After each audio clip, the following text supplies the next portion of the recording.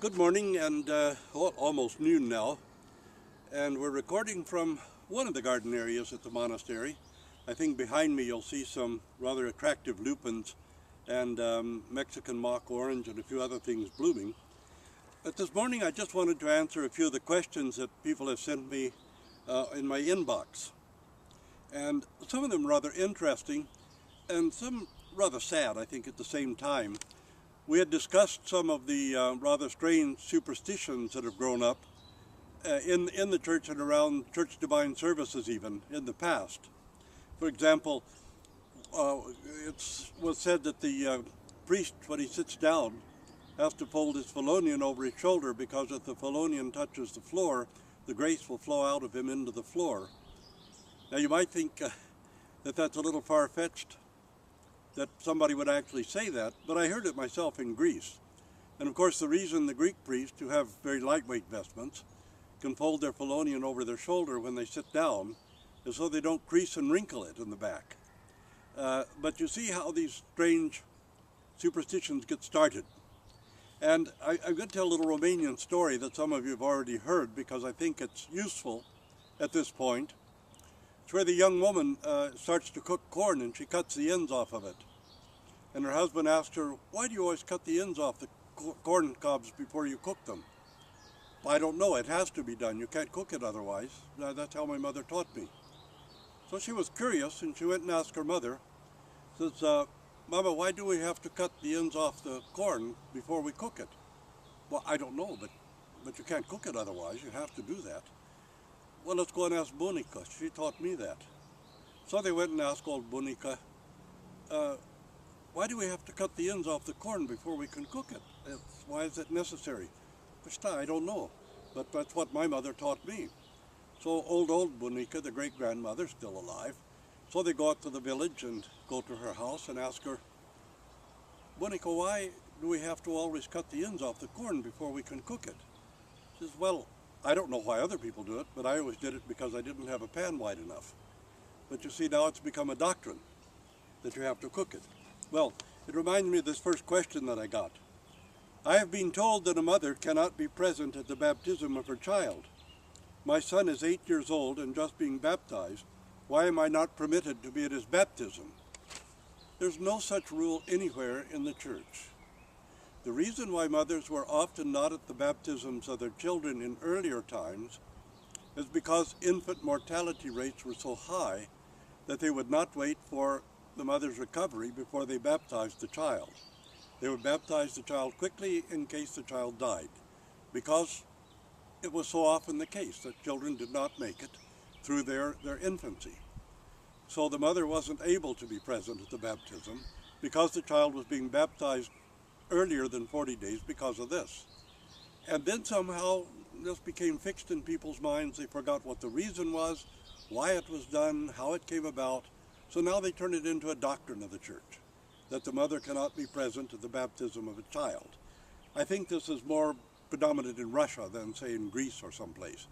But it's one of these foolish and really stupid superstitions that grew up for no reason, no basis, no foundation at all. And perhaps they thought it was bad luck for the mother to be present when the baby was baptized, or maybe the mother had an evil eye or something. Who knows what kind of nonsense they came up with to explain it. But nobody bothered to look at the real reason, and this became a source of some grief and sorrow to mothers who were not permitted to be at baptisms of their children. Apostle James is called James the Just. Who gave him that title? And what does it refer to? Actually, Apostle James was never called James the Just. He was called James the Righteous. Probably somehow when it was translated into Latin or modern language, where they could no longer make a distinction between just and righteous, it became called James the Just. The title James the Righteous was given to Apostle James, who's called the brother of the Lord, who was a priest in the temple and lived in Jerusalem, not by Christians, but by the Jewish people who were living in Jerusalem around about him, and by others, particularly the followers of the Essenes and the Ebionites. James was the head of the church. The Apostle Peter was not. The Apostle James was the head of the church, He was a Nazorian and an Ebionite, which is what the early Christians were called. And he was also lived under a Nazirite vow.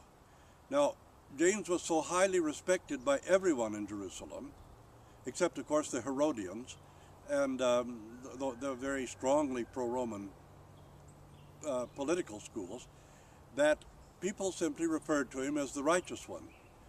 James was very devout. He was in the temple daily, and he also baptized himself every day in cold water. And he followed the dietary laws very strictly, but he also never ate meat. And he would never use anything that was made from, say, leather or other substances that had to do with animals, because he followed the highest form of Nazirite Jewish purity laws. And his righteousness in terms of the Jewish law was really caused him to be reverenced even by those who did not believe, who were not followers of Christ. Now, many of the lower levels of the priesthood, the Pharisee priest, actually became believers and confessed Christ because of the righteous life of Apostle James, the example that he set. James, as you know, was finally killed by the high priest, Ananias, not Ananias, but Ananias, who was the high priest. James was also a priest and sometimes apparently served as high priest. Or perhaps he was simply the high priest for the Ebionites. But in any case, the Christian school at Jerusalem grew stronger and stronger because of the righteous life and example of Apostle James. And finally, the high priest and temple authorities, he was actually in very great old age. He was thrown over the wall of the temple, and his legs were broken, and he was still alive. But they began to stone him to death, or as some traditions say, they stoned him, and when he didn't die, they cut off his head, and he was finally beheaded, like James, the brother of John. And in any case, he was called James the Righteous, not James the Just, simply because of the righteousness, according to the Jewish law, the righteousness that he lived, which so deeply moved and deeply impressed the citizens of Jerusalem and Jericho, because he was in Jericho sometimes, that many of them became Christians simply because of the example of his life. And so that's where he gets the title from. Also, you know, some of the early Jewish Christians, like Ebionites and the Essenes, who weren't necessarily Jewish Christians, but who strove for a very strict life of purity, would baptize themselves regularly against sin, baptize themselves regularly to repentance, but also bathe themselves only in cold water, would never go into the public baths where there was immodesty, but also hot water for bathing and the luxuries of the Roman Empire. People would then be, their bodies would be massaged with oil and oil over their entire bodies and all. And it was a part of the soft, luxurious life that came along with empire. And really the righteous observers of the Jewish law and tradition, especially the Ebionites and the ones who were under Nazirite vows, and the Nazorians, would avoid all of these rich luxuries and would strive for a kind of moral purity. But, why does the symbol of faith specifically say, "I believe in one baptism for the remission of sin"? Some ecumenists interpret this as meaning that we must accept the baptisms of all other Christians, even those who, like the United Church of Canada, do not require the faithful to accept the divinity of Jesus Christ, the virgin birth, or literal resurrection of Christ.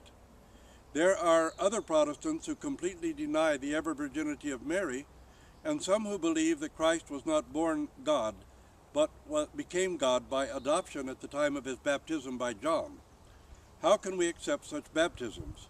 Surely the confession, "I believe in one baptism for the remission of sin," has some other meaning. Can you tell me what that meaning is? Yes, this in a typical Protestant fashion, our Orthodox ecumenists